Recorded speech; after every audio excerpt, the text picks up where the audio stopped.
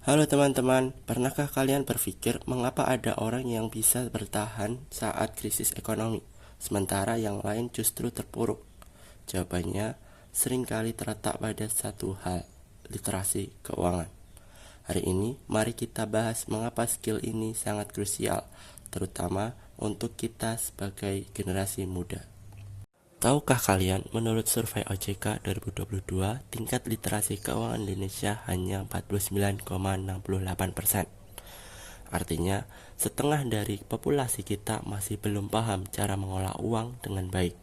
Nah, bahkan kalau krisis ekonomi datang lagi seperti 1998 atau 2020 kemarin, siapa yang akan survei? Literasi keuangan itu bukan cuma soal tahu cara hitung bunga bank, guys.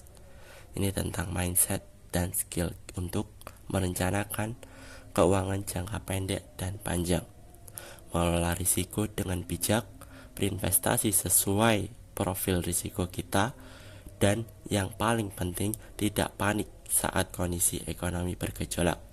Kenapa penting banget? Karena krisis ekonomi itu kayak badai. Kita nggak pernah tahu kapan datangnya, tapi kita bisa mempersiapkan diri kita sendiri. Sebagai generasi muda, kita punya tantangan unik. Kita hidup di era digital dengan lifestyle yang instan. Tapi di sisi lain, kita juga punya peluang yang nggak pernah ada sebelumnya. Masalahnya, banyak dari kita yang lebih fokus ke income daripada financial planning. Tergiur investasi high risk tanpa pemahaman yang cukup. Gak punya emergency fund karena merasa masih muda. Padahal generasi muda yang literate secara finansial akan jadi backbone ekonomi Indonesia di masa depan.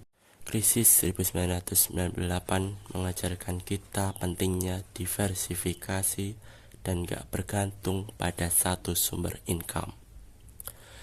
Krisis COVID-19 2020 membuktikan bahwa yang survive adalah mereka yang punya emergency fund dan bisa beradaptasi dengan digital ekonomi. Contoh nyata, teman-teman yang udah belajar trading, freelancing online, dan punya side business justru bisa tetap produktif bahkan di masa pandemi ini. Sementara yang gak prepare terpaksa struggle.